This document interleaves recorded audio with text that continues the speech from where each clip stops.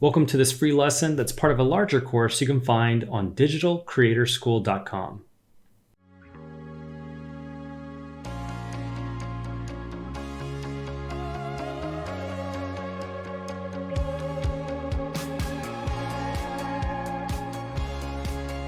So this class is about developing your passion.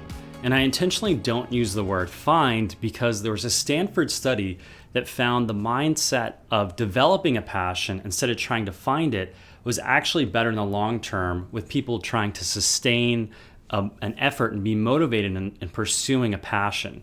And the reason is because when you acknowledge that you have to develop something, you're also acknowledging the struggle that goes along with it. So you want to adopt a growth mindset, and that means that you can improve, that it's something that you can develop, and talent is really only a very, very small fraction of it.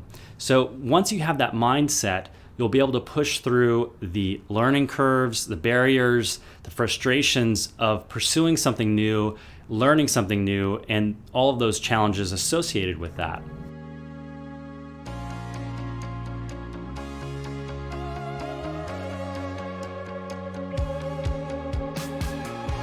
So this class is also for people who are not entirely sure what they want to pursue yet. They have a lot of different interests, as I do and still do, and it's hard to really narrow it down and focus in on, think, all right, what exactly am I going to do? So you want to look for clues into what you bookmark online. Who do you follow on social media? What are the things that you're attracted to? And you want to start to research those things because a lot of people love movies. A lot of people love video games. But not everyone wants to work a 60 or 80 hour week with really difficult deadlines and be in the film industry when the going gets tough. So it's one thing to really enjoy something. So you want to make sure that you're researching it well enough so that you understand really what's the lifestyle associated with that creative career path. For example, I would follow different artists on social media that you're interested in the industry they're in, so you can kind of see what their lifestyle is like, the things they complain about, the things that you will see you're going to have to also overcome if you pursue that career path. When I first started out, I was teaching myself Photoshop, and I got into wedding photography early on, but it was the type of thing I was willing to do in my spare time when I wasn't getting paid for it, and that it slowly morphed into doing it for clients, and then it snowballed into visual effects. And I eventually went to film school for 1 year, and I thought I was going to be what's called a visual effects compositor. They take different 3D images and they put them together and layer them together to make it look real. So I went into film school to do this, and once I got there, I realized I didn't want to do that. And I just committed to pay $50,000 to learn how to do this thing. But what happened is I was at least in the ballpark, right? I was in film school, I was in the 3D program, which meant there was also animation there. And we, as introductory classes, we took an introductory animation class. And luckily that instructor that I had really showed me that this is what I'm most interested in. And the way he talked about it and the exercises we did, I realized I don't want to work as a visual effects compositor. I want to work as an animator. And I had never animated anything in my life, really. And a year later, I was working at an Oscar-winning animation studio. So it's possible to take your career in a very short amount of time and actually pursue what you are truly interested in with no experience. But it takes that commitment and insight into your own interests to know that you have enough interest to overcome these long nights of studying, of doing exercises, of drawing, painting, photographing people, whatever your creative pursuit is. You have to know that you have enough passion to overcome this initial learning curve. So what you want to do is to expose yourself to as many different ideas and avenues, because even in the animation industry and photography industry or whatever industry, it gets very, very niche. And what I mean is it gets very, very narrow on the focus of what most creative career people do once they have a career. For example, in animation, there's a huge difference between visual effects animation, feature film animation, games animation. You have facial animators, mocap animators, you have interactive cinematic animators, you have previs animators, you have creature animators, character animators. And I had no clue about any of that stuff when I first started. But I didn't have to. All I needed to know is I was interested in animation, so I'm going to start to take introductory classes in that field. So what you're doing right now is incredibly important, and I would definitely encourage you to continue to do that so that you can expose yourself to really what's involved, because it's very abstract to think, see something and think, I'd like to do that, and not really know what it takes to get there. So start very broadly. Start learning the introductory concepts and, follow people on social media and see what they do, the work hours. Look up the companies they work for. Look at the job descriptions that they're hiring for currently so that you have goals to work towards. Because in those job descriptions, they're going to tell you exactly what you need to know to get that job. So even though you're starting out, you can see where you need to chart a course to learn and develop your interests to eventually get a job at an industry or start your own business. I wanted to just quickly interrupt the video to remind you to subscribe to the channel. If you like videos like this, let me know. Also hit the bell notification icon so you get notified when new videos come out like this. And give a thumbs up and a comment if you want to see more like it or to suggest a video that you'd like to see. Thanks for watching. When you start building a house, you don't start with the window trim and all the little details. You start with the foundation first, right? So in animation, you would start with learning animation. I'm not going to learn to become a facial animator to work on a movie like I did Ready Player One, where I did facial animation. I didn't just start there. I didn't start learning facial animation. I had to start learning animation, period. So you want to start with these broad concepts first and then narrow it down over time.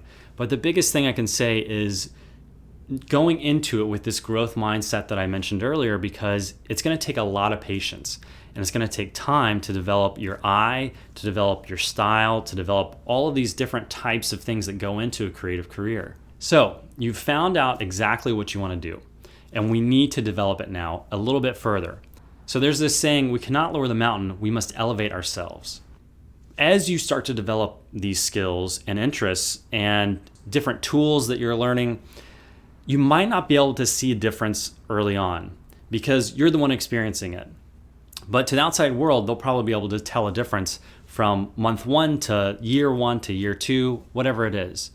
But don't get discouraged by not seeing improvement early on, or that you feel like you're not improving fast enough. There was a time I was teaching myself how to play piano, and there was this little thing that I couldn't get right.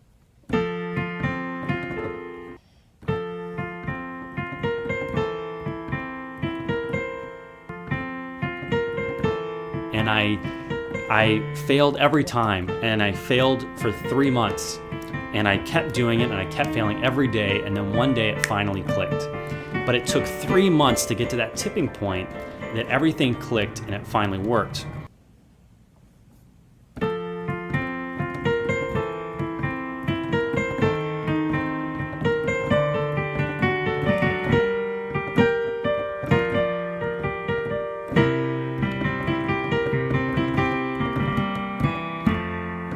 I would never have gotten there if I gave up at month 1 or month 2.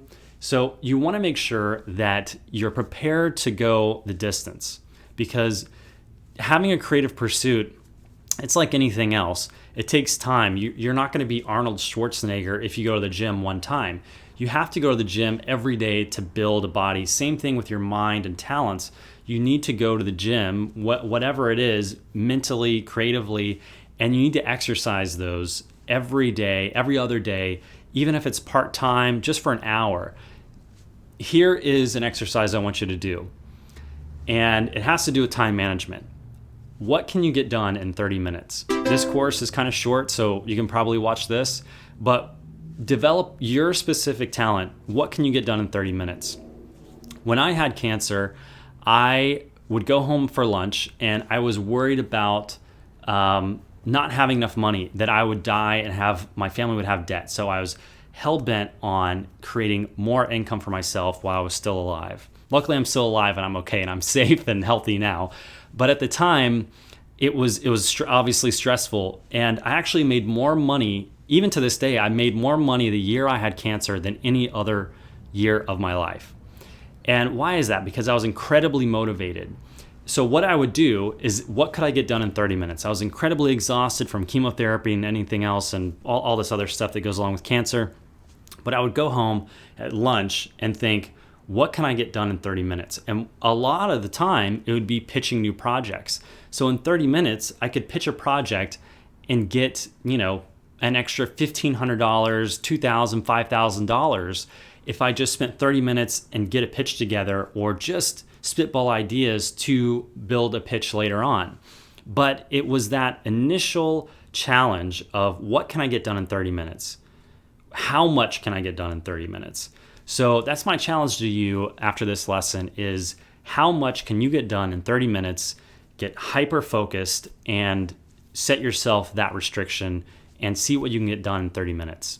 I think you'll be surprised, and I think it's something that'll help you start to develop your interest and see that you can take small steps and it will lead to climbing a huge mountain. Thanks for watching this video, and I'll see you in the next one. Okay, let's do a quick recap. We first started talking about developing your passion, why that's more important than just finding it. That means adopting a growth mindset to develop it. Second, we talked about research, exposing yourself to all the options available in the field of interest. You want to get yourself in the ballpark of that interest so you can discover new opportunities and the niches within that field of interest. Third, we finally set you up for an exercise and a challenge. How much can you get done in 30 minutes? In the next lesson, we're going to talk about how to build your portfolio. Thanks for watching. Thanks for watching this free lesson. If you want to see the entire course, you can become a member at digitalcreatorschool.com to get the course in its entirety, as well as all the courses available on the website, in addition to all future courses that will be published. As a monthly or annual member, you can cancel anytime. I will see you there, and don't forget to subscribe, like, and hit the bell notification icons, as well as leave me a comment if you want to see more videos like this, or if you have a suggestion for a video you'd like to see in the future. Thanks for watching.